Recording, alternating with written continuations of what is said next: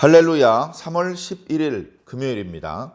누가복음 20장 20절부터 26절까지 말씀을 읽고 은혜 나누도록 하겠습니다.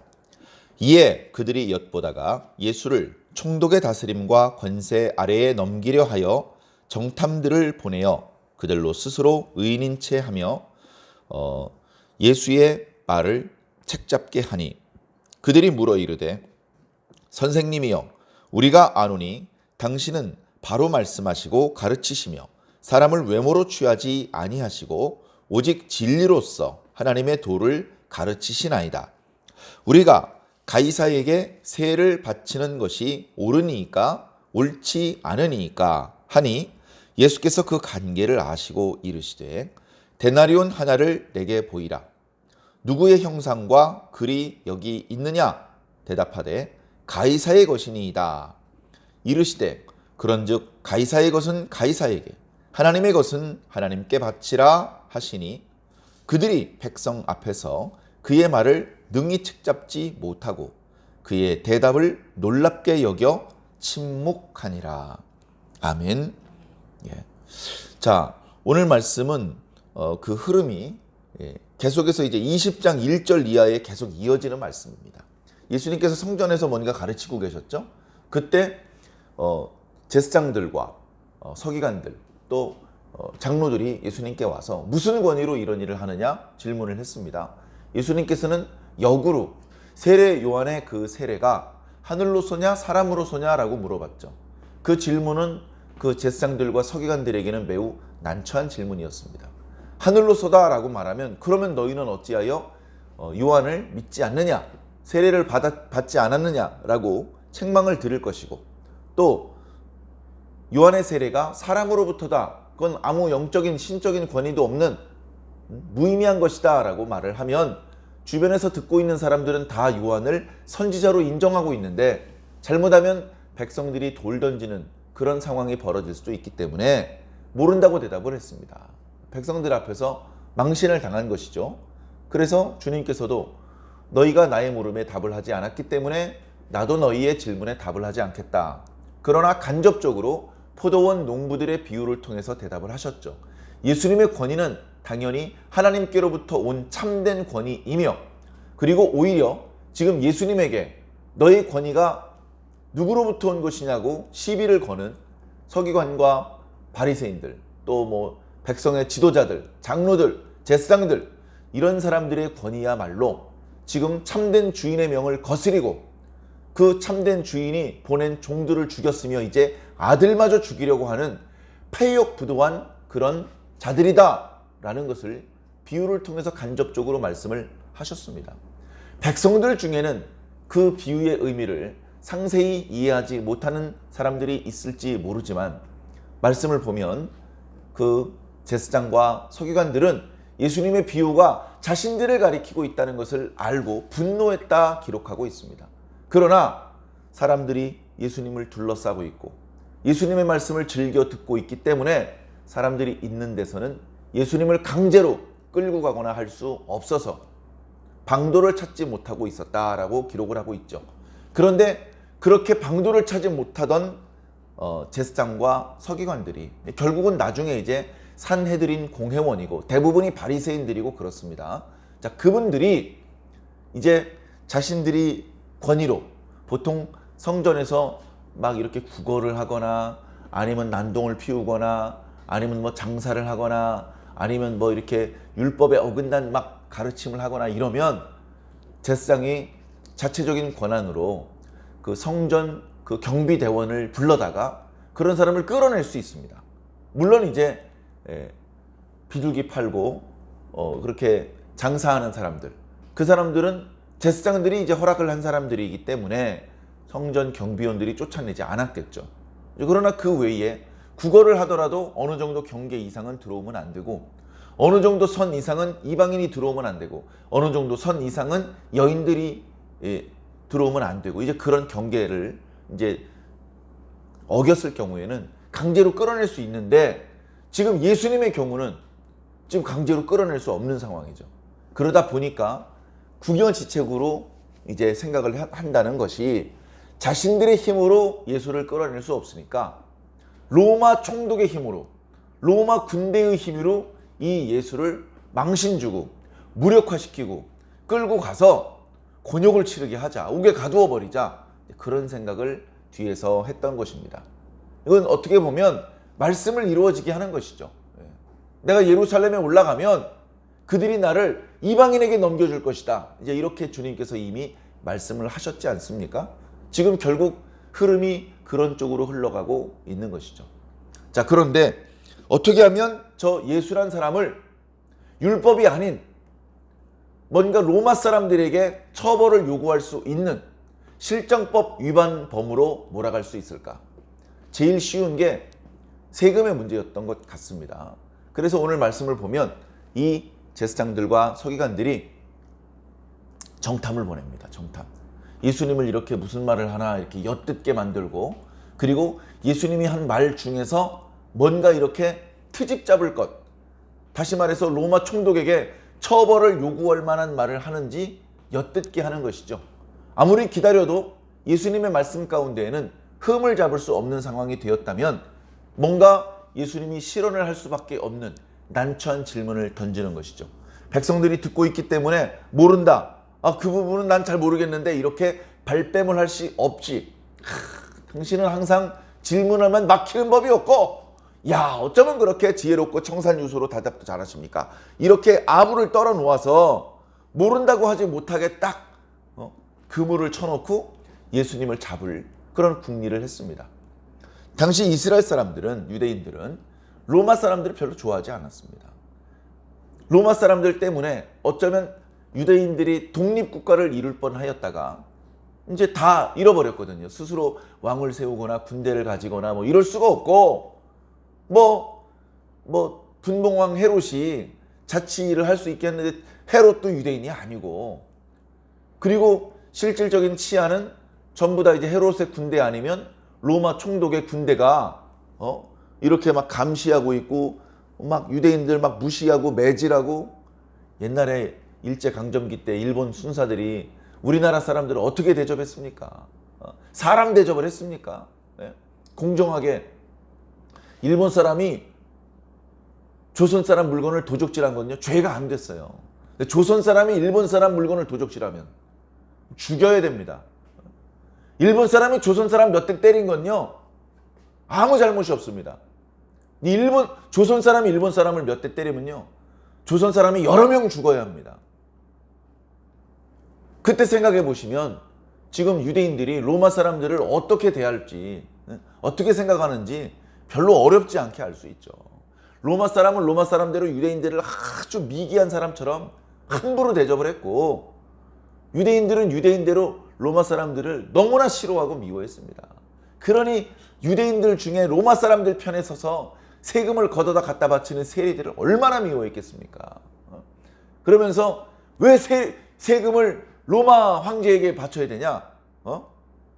우리는 로마 황제에도 세금을 바치고, 헤롯에게도 세금을 바치고, 성전세도 바치고, 안 그래도 힘들어 죽겠는데 하면서 결정적으로 이 세금의 문제 때문에 자꾸 유대인들은 봉기를 일으킵니다. 봉기를. 로마로부터 독립을 해야 된다. 이제 이런 목소리들이 끊어지지 않는 결정적인 이유가 바로 세금 때문에 그렇습니다. 세금이 부담스러웠고, 더군다나 세리들이 정해진 그 세금의 액수보다 더 많은 걸 요구하는데 그걸 막을 방법이 없어요. 그런 상황 속에 이 제사장과 서기관들이 보낸 정탐이 예수님에게 이런 질문을 던집니다. 선생님, 가이사에게 세금을 바치는 것은 옳습니까? 옳지 않습니까?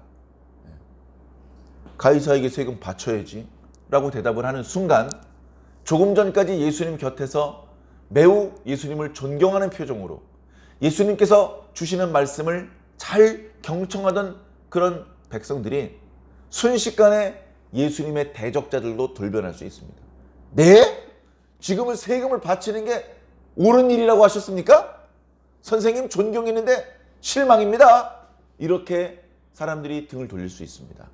그러면 예수를 실정법에 저촉되는 사람으로 고발을 할 수는 없지만 결국 예수님과 예수님을 추종하는 백성들 사이에 등을 돌리게 만들 수 있고, 결국은 예수를 이 예루살렘에서 쫓아낼 수도 있고, 사람들 모르게 예수님을 강제로 붙잡아서 매질을 하거나 가둘 수도 있고 방법이 생기는 것이죠. 또는 예수님께서 로마에 바치는 세금은 부당한 것이다 이렇게 말을 하는 순간 백성들은 환호할지 모르지만 그것을 들었던 정탐꾼들이 증언을 해서 내가 분명히 들었는데 이 사람이 세금을 바치는 것은 잘못된 일이라고 말했습니다 라고 빌라도 총독 앞에서 증언을 하는 순간 예수님은 로마의 반역죄인이 됩니다. 그러면 뭐 빌라도가 예수라는 그 청년을 좋아한다 하더라도 황제에게 반기를 든 사람이기 때문에 두둔해 줄 수가 없죠. 볼기를 쳐야 되고 채찍질을 해야 되고 형벌을 가해서 백성들로 하여금 그에 대해서 실망하게 만들고 결국은 이 총독의 권위로 예수님을 다스려버리는 제사장들이 원하는 그림을 만들게 되는 것이죠. 그래서 어느 쪽으로 대답을 하든지 대답만 해봐라 이런 간계를 짜고 예수님께 다가와서 아부를 하다가 이런 질문을 던진 것입니다. 예수님께서 뻔히 그들의 생각과 그들이 어떤 작전을 들고 왔는지 금방 아셨습니다. 그래서 예수님께서는 세금을 바치는 것이 옳다, 옳지 않다 직답하지 않으시고 그들에게 이렇게 요구하셨습니다. 너희들이 세금을 날 때 쓰는 데나리온 하나를 나에게 보이라. 그랬더니 주머니에서 데나리온을 꺼냅니다. 그 데나리온은 로마 시대 동전이에요. 쉽게 말씀드리면. 데나리온 하나의 가치가 작지 않습니다. 데나리온 하나가 일용직 노동자 하루 품삯이라고 했습니다. 요즘 기준으로 대략 10만 원어치의 가치를 하는 것이 한 데나리온이었습니다. 그 데나리온 동전이 여러 개 자기 주머니에 있다는 것은 사실 그가 꽤 돈이 많은 사람이라는 뜻이고 그리고 뭔가 로마 정부에 대하여 호의적인 사람이라는 뜻입니다. 왜냐하면 유대인들 중에서도 예를 들어서 SNF파 사람들, 열심당원, 독립투사들 이런 사람들은요 그 데나리온이라는 동전을 가지고 다니지도 않았어요. 왜냐하면 거기에 티베리우스 황제의 초상이 이렇게 양각이 되어 있거든요. 그리고 거기 아우구스투스의 아들 티베리우스 가이사르 그 글씨가 써 있단 말이에요. 그래서 그거 자체를 우상이다, 이거 우상 숭배다 이렇게 생각하는 사람들은 그 동전을 휴대하지도 않았어요. 그런데 지금 제사장과 서기관들이 보낸 정탐들은 주머니에서 데나리온이 나오는 겁니다. 정작 백성들에게 우리는 로마 편이 아니고 우리 유대인 편입니다라고 했는데 주머니에 데나리온이 나오는 거죠. 예수님께서 말합니다. 그 동전에 있는 형상이 거기에 써져 있는 글씨가 누구의 것이냐? 가이사의 것이죠. 가이사. 예수님께서 이렇게 말씀하셨습니다. 가이사의 것은 가이사에게, 하나님의 것은 하나님께 바치라. 자, 이 동전에 있는 형상이 가이사의 형상이야? 그럼 가이사에게 돌려줘. 다시 말해서 세금은 내라. 그러나 하나님의 것은 하나님께 바쳐라. 이 뒤에 하나님의 것은 하나님께 바치라는 말씀을 하지 않으셨다면 예수님은 로마에게 내는 세금을 옳게 생각한다 이렇게 말할 수도 있을 것입니다. 그게 아니죠. 예수님께서 말씀하시는 이 말씀의 핵심은 가이사의 것은 가이사에게라는 그쪽에 있는 게 아니고 하나님의 것은 하나님께 바쳐라, 여기에 핵심 무게중심이 있는 것입니다. 다시 거꾸로 되짚어서 너희들 하나님의 것은 하나님께 잘 바치고 있냐? 하나님의 것은 하나님께 잘 바치고 있냐? 이렇게 물어보시는 주님의 물음이죠. 그 물음 앞에 누가 뭐라고 할 수 있겠습니까? 이 질문으로 정탐들은 예수님을 실정법 위반이라고 고발할 수 없었습니다. 그렇다고 이 예수님의 말씀으로 백성들로 하여금 이 사람은 로마 편에 서서 로마에게 세금을 바치는 것을 찬성하는 사람이다라고 그렇게 말할 수도 없었습니다. 이 정탐들이 듣고 순간 당황했습니다.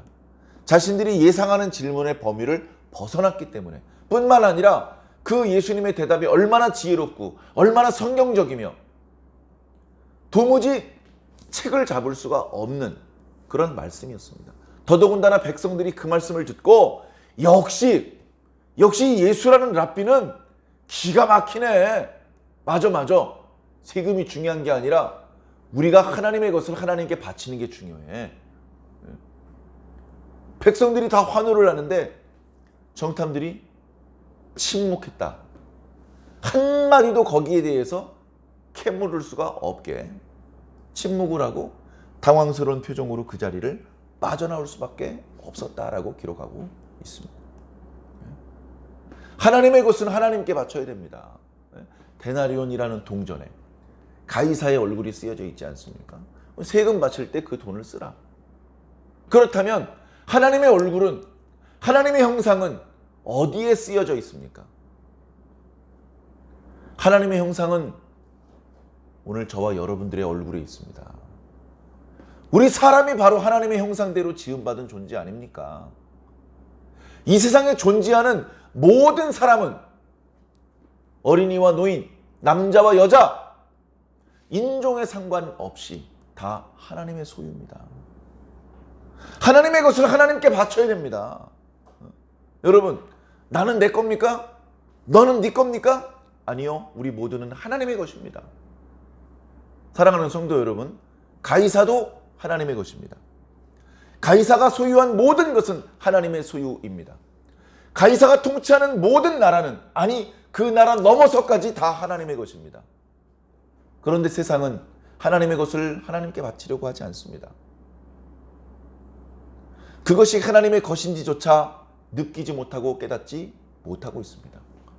그것들이 하나님의 소유이라는 것을 깨닫는 자들은 그나마 말씀 가운데 믿음의 눈이 떠진 사람들, 하나님의 존재가 느껴지는 사람들, 그 사람들만이 이 모든 것이 다 하나님의 것이라는 것을 깨닫게 됩니다.